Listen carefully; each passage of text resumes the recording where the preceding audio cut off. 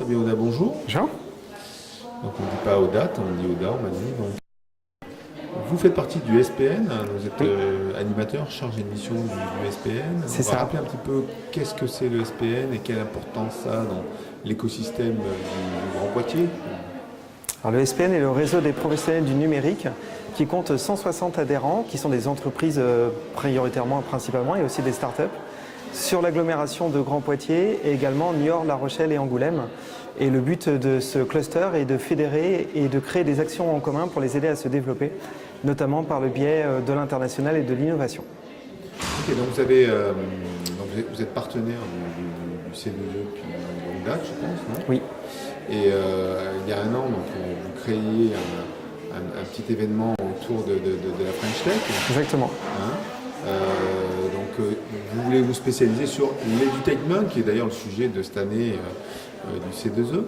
Oui, effectivement, c'était important pour tout l'écosystème numérique de fêter cette labellisation l'an dernier pendant le C2E, cette intégration au réseau thématique national French Tech. Et on avait défendu une candidature principalement autour de l'éducation par le ludique, car on a des compétences spécifiques sur le territoire, notamment dans le domaine de l'animation 3D, du jeu vidéo, de la réalité virtuelle, qui sont valorisées par les acteurs locaux, les grands donneurs d'ordre de l'éducation ou du tourisme qu'on peut avoir ici.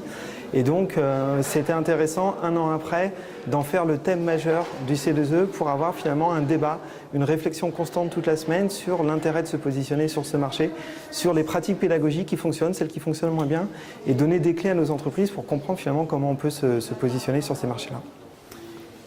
Est-ce qu'on peut se positionner sur ce marché-là? Est-ce que c'est facile? Donc, on vient de terminer un entretien avec une jeune start-upeuse qui expliquait que le circuit était complexe quand même dans l'éducation.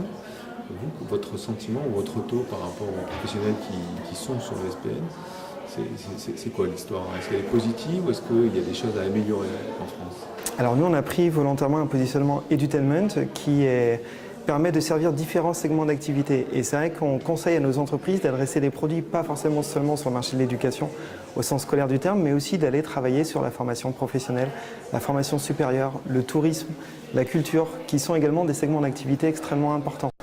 Le marché de l'éducation en tant que tel, c'est vrai que depuis plusieurs années, on dit que c'est difficile de se lancer, notamment sur un segment essentiellement francophone ou français. Toutefois, on sent qu'il y a des évolutions depuis plusieurs années, que ce soit du côté du ministère de l'Éducation, du côté des établissements. Il y a une véritable révolution qui est entamée pour transformer numériquement l'école. Et ça commence à se traduire par des appels à projets, des appels à manifestation d'intérêt concrets, qui permettent aussi à nos entreprises de se positionner et de travailler avec des donneurs d'ordre tels que Canopé ou le CNED sur notre territoire ici, pour imaginer de nouvelles ressources pédagogiques. Donc je pense que ce marché est en mutation et au même titre que d'autres marchés va avoir un avenir intéressant. Donc je suppose que dans les 160 adhérents, tout le monde ne travaille pas forcément sur la filière éducation. Est-ce que vous avez des grands noms qui travaillent sur l'éducation? Alors les grands noms qui travaillent sur l'éducation aujourd'hui sont plutôt les donneurs d'ordre que j'ai cités tout à l'heure, les grands opérateurs nationaux, les sites touristiques comme le Futuroscope qui peuvent accueillir également des expérimentations.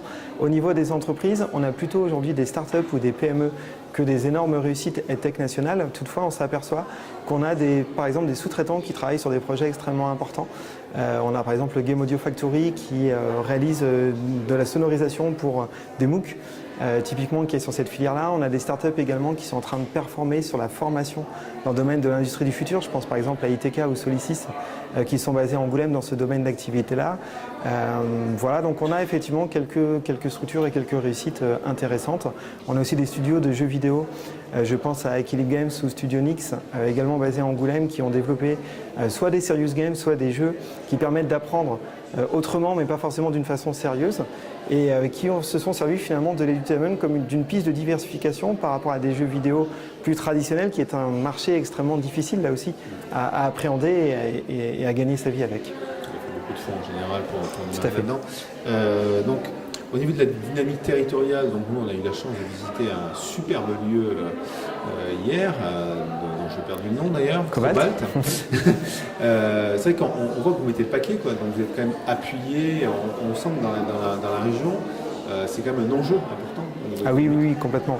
Effectivement, aujourd'hui, je dirais que tous les clignotants sont passés au vert et tous les acteurs tirent actuellement dans le même sens. Que ce soit les acteurs entreprises, les acteurs publics, Grand Poitiers qui soutient énormément le territoire, mais aussi les 3 autres agglomérations que je vous citais tout à l'heure, Niort, Angoulême, La Rochelle. La région est également très présente et nous permettent effectivement de faire monter en puissance cet écosystème. Ça passe par l'exercice de stimulation de start-up telles que les hackathons pour faire naître de nouveaux projets et aussi par l'accélération de projets existants. Et notre tiers-lieu Cobalt permet d'accueillir des start-up qui sont en développement. On s'aperçoit également que depuis quelques mois ou quelques années, on a des entreprises nationales du secteur qui viennent s'implanter sur le territoire parce qu'elles trouvent que c'est un territoire fertile pour monter des expérimentations. Je pense à Tralalaire par exemple, qui intervient tout à l'heure à Table Ronde, qui a ouvert une agence à Poitiers récemment. Je pense à Raconter également, qui est une plateforme qui permet de mettre en création graphique des serious games, des outils de data visualisation qui s'est également implanté sur le territoire. À Angoulême, on a Novo 3D, qui est une entreprise spécialisée dans la virtualisation de sites touristiques ou culturels qui s'est également implantée récemment.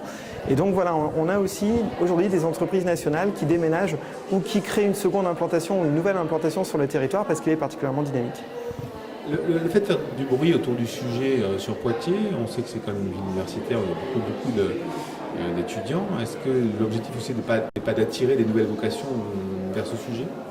Effectivement, on a la chance d'avoir sur le territoire 25 000 étudiants dans une ville de 90 000 habitants, ce qui est un taux assez impressionnant. Et on essaye, voilà, le plus élevé de France, et on essaye de les impliquer au travers de différents dispositifs. Je parlais des hackathons, par exemple, tout à l'heure, on a toujours des étudiants qui participent, ce qui peut permettre de susciter des vocations, soit dans les métiers de développement informatique, soit dans l'entrepreneuriat. Et on essaye également de mettre en place des expérimentations avec nos startups et tech pour qu'elles fassent tester des produits et des services auprès de ces jeunes pour avoir leur retour sur la pertinence de la solution qu'ils ont développée. Et le but est aussi évidemment d'attirer ces jeunes vers ces solutions-là et de les utiliser le plus possible. Donc effectivement, on pense avoir un terrain très fertile avec l'Université de Poitiers pour mener des expérimentations de projets tech. Oui, bonne continuation. Merci. Comment on dit habitants de Poitiers